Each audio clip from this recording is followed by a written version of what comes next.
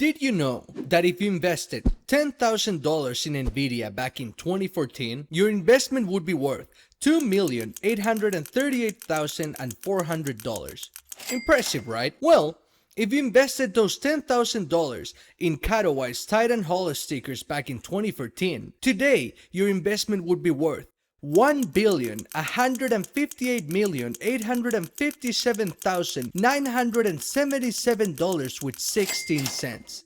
Yes, in a sticker that goes on a skin in a video game. How is Counter-Strike's economy so massive? What made it become a billion-dollar economy, and all while being hosted inside a video game? Is it the millions of cases, the hundreds of gambling sites? Why are players still invested in virtual skins? Come with me to see the magnitude of the Counter-Strike skins market.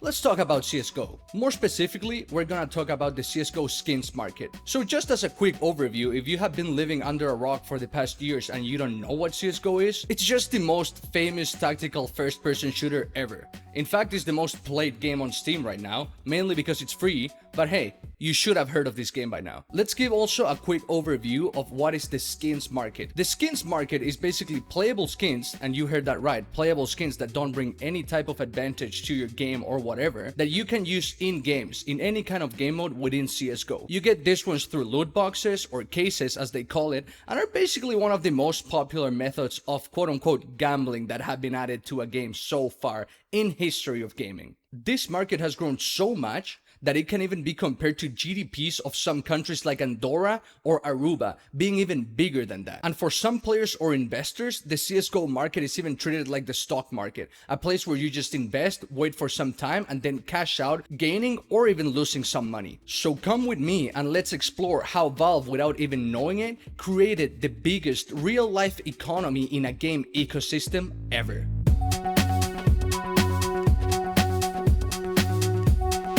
So there might be multiple reasons why you tune into this video. You're probably a CS player, you're an investor that's looking how to invest or in what to invest, or you simply like hearing me talk. By the way, thanks for that. Anyways, we have to start from the basics, understanding the CSGO market and the ecosystem that it has been created within it. The CSGO market as of May of 2025 is valued at $4.2 billion.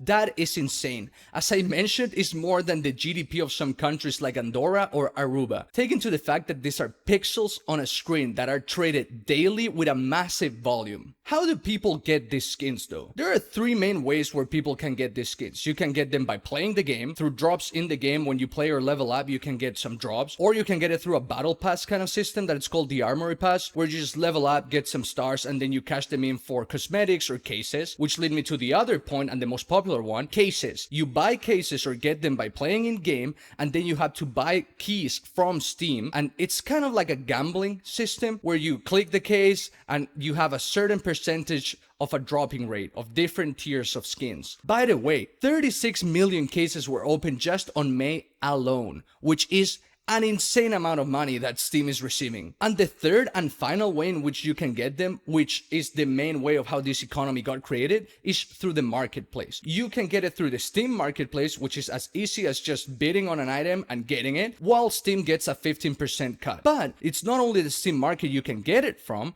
you can also get it through third-party markets, or by trading with other players. By the way, Valve is in complete control of the supply of these skins. So Valve are basically the main instigator of this economy. Let me explain. Valve can decide when to retire or to introduce any skins or collections. They can also drop in seasonal events. For a limited time you can get special skins or special cases. This supply controlled by Valve is one of the main factors affecting the price on CSGO skins. So with that said, let's talk about the basics of the market. How is a price set? Why are players paying this insane amount of money for pixels in a game? This whole economy, as any economy basically, is based on supply and demand. As mentioned before, these skins don't give any in-game advantage at all, so the price is fully set by players, but it is based depending on several factors. So one of the main ones is the rarity of an item. which is the color, blue, purple, red. So you got mil-spec, cover, or even golds. This is tied to a percentage of what is the percentage of it being dropped in a case, with golds being the rarest ones, reds, and then you have the blues, purples, etc. Then you got the wear or the float. Basically, the wear is minimal wear, field tested, factory new, etc., which is controlled by a float that goes from 0 to 1. Then, as I mentioned before, you got the supply of the item. Is the item still droppable? Did it stop dropping in 2015? Or is something that you can get so easy right now that it's basically worthless? Then you have to take into consideration to which gun does this skin correspond to. For example, skins corresponding to an AWP, an M4, or an AK are gonna be 10 times more expensive than a skin corresponding to a CC or a Galil, for example. These are guns that are not as used much in the game. Then you have stuff like patterns. There are different skins like the case hardened that can be found in some knives or the AK that they are based on patterns. So different patterns will be placed differently in the skin. And for example, in this case with the case hardened, a skin that has a lot of blue will be way more expensive than one that only has gold in the skin. And finally, you have the trade up value. In CSGO, you can trade up 10 skins of one color to trade up to another rarity color. So for example, I can trade 10 purples to get a red. So if one of the reds that you're trading up is very expensive, the purple ones, the purple guns of that collection are gonna be expensive as well. So all of these factors contribute to how expensive the price is set on a CSGO skin. And rarity is generally the main factor driving behind those prices. For example, the price of knives or gloves that are the rarest ones in dropping percentage will be and generally are the most expensive items in the game. But then you have even rarer items like an AK case hardened with a pattern 661 that it's the top of the gun is full blue, or an AWP Dragon Lore souvenir factory new being in the hundreds, thousands, or even millions of dollars. So this is a market that is completely based on the rarity of an item and how much players want that item. It has become such a phenomenon and such a legit economy that the community created an index to track the health of the CSGO economy. We have the CS300 that tracks gloves to shitty skins just to give an overview of the health of the economy. Take it as kind of like the S&P 500 or all the other indices that exist out there to track the health of our actual economy. You also have different indices created by the same community where you can track the price of gloves, the price of knives, or OG skins. It is insane how legit this has become for the community. So as I mentioned before on how you get these skins, I talked about the markets. And yes, the main method to get them is through the Steam market. It's 2 or 3 clicks and you have your skin already. But there's a problem here.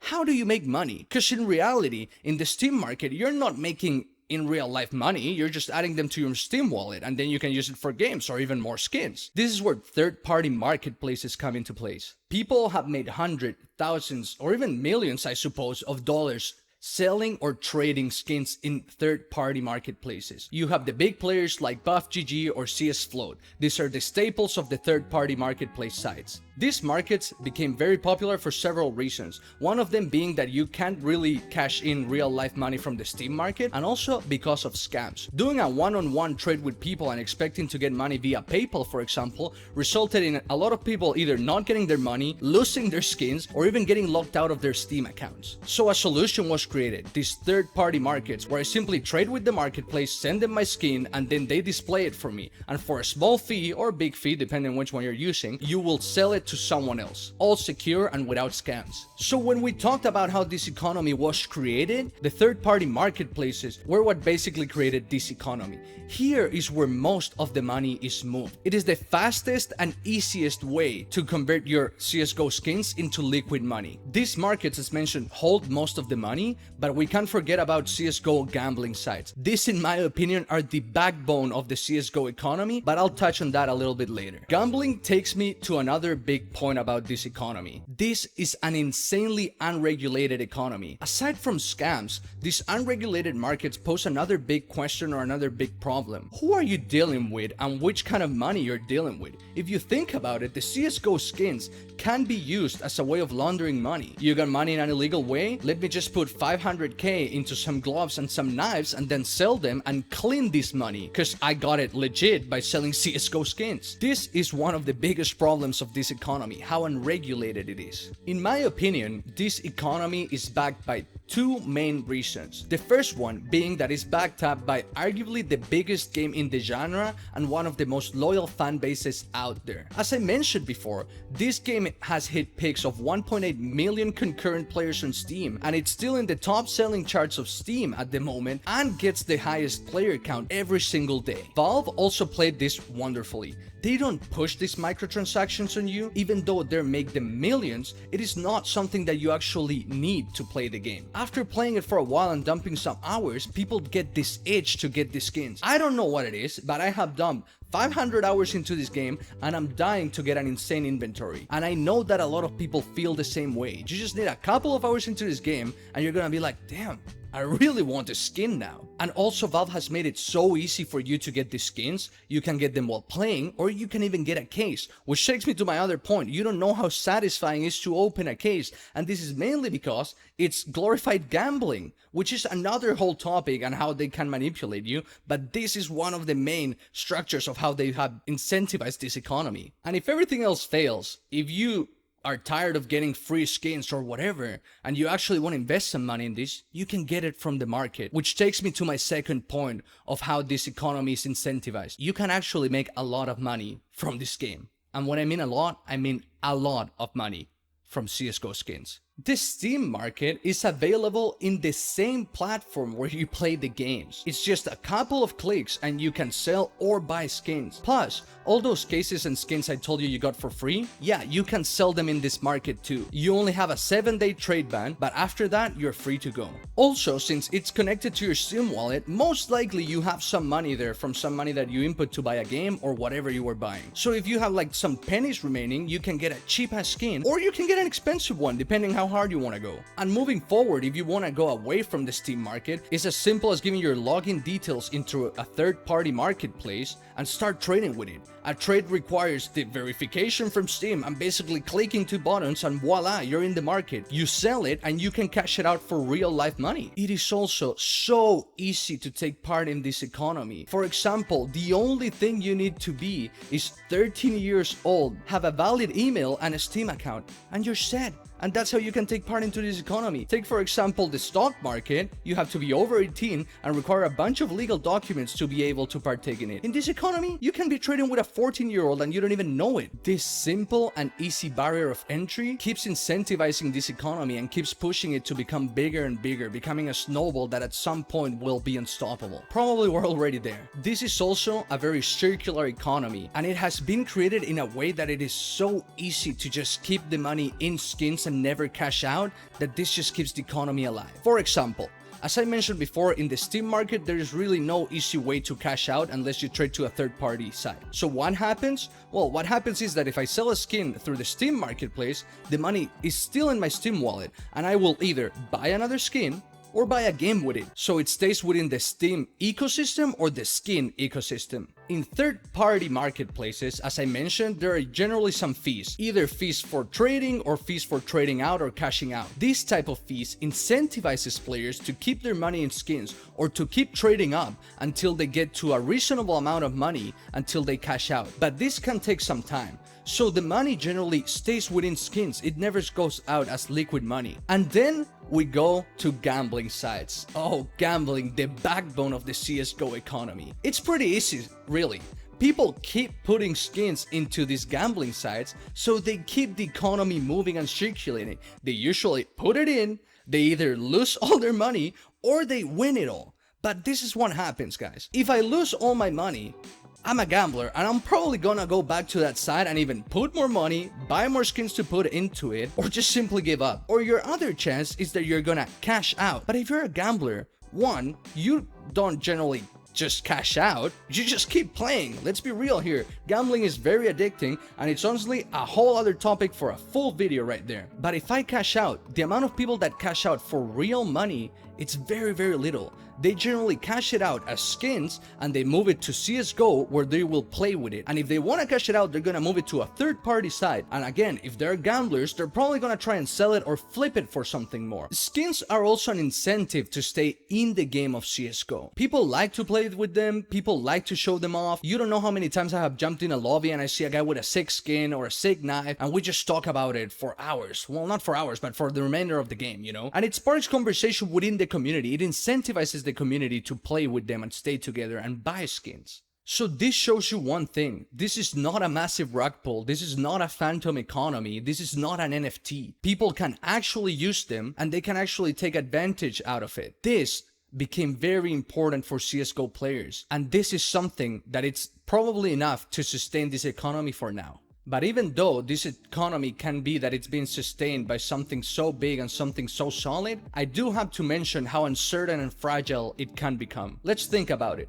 This full economy is just sustained by one company, Valve, or Steam, or CSGO if you want to call it. If Valve decides to just shut down CSGO, this economy immediately tanks down to zero. We are trusting one company, one entity, to actually sustain this whole thing. On the other hand, whichever changes are made into the game will also impact the economy directly. For example, let's say that Valve decides one day, oh, the AK is too OP. So what are we gonna do? We're just gonna nerf it. If they nerf it, the price of CSGO skins tied to the AK will go down because, as I mentioned before, one of the factors that drive the price of different skins is how usable the gun is in-game. So once again, this economy may look big and stable, but it's actually very fragile and uncertain. So when we compare it with the stock market, for example, or the global economy, that it's backed up by hundreds of entities, it comes into play how fragile this economy can be. Which actually takes me to my other point. I understand how dumb and stupid it sounds comparing the stock market, which hit 109 trillion evaluation, and I said trillion, not billion, in 2023, to this non-so-fictional CSGO skin economy. It is dumb, I know, but hey, let's play along and let's give this skin economy a little respect, because let's be real, it deserves it. But very dumbed down and simple, the stock market is a network where publicly traded companies can put to sale some of their shares of their companies called stocks, where regular folks like me or you can buy them. And then these regular people trade these shares or stocks within each other. Pretty simple, right? And yes, in a very simple way, the price of stocks or shares or the stock market is driven by supply and demand, same as the CSGO market. But it has a much more complex, traceable, and analyzable system backing it up. For example, companies report real-life earnings to shareholders. The potential growth of the industry has a business taking into account for the price of the share. And more importantly, these businesses you're buying shares from generally offer a service or a product that has actual use in real life, or sometimes is even a bare necessity for human existence backing them up. That last point alone is more than enough to back up an economy itself. But anyways, with all that said, let's look at the main differences between the CSGO and the stock market economies. Let's begin by looking at the valuation of both markets. The CSGO market was valued at $4.2 billion in 2025, while the stock market was valued at $109 trillion in 2023. Moving on to the size of the market. In the CSGO market, there is an estimate of between 6 and 12 million people trading and partaking into this economy, while in the stock market, there is 162 million people in the US alone. The barrier of entry to get into this market. In the CSGO market, you need a valid Steam account, so you need to be 13 years old or older, and an email. For the stock market, you gotta be 18 plus in most countries, pieces of ID, tax documentation, sign several papers or contracts depending on your broker, a valid address, a number, and many other different requirements. What you own in each market. In the CSGO market, you own a virtual playable skin or cosmetic that you can use in CSGO. In the stock market, legally you own a share of a company. In some cases you're entitled to dividends, so a piece of their earnings, and in theory you could become the majority owner of a company by buying the majority of shares, but in practicality it's almost impossible. Regulations of the market.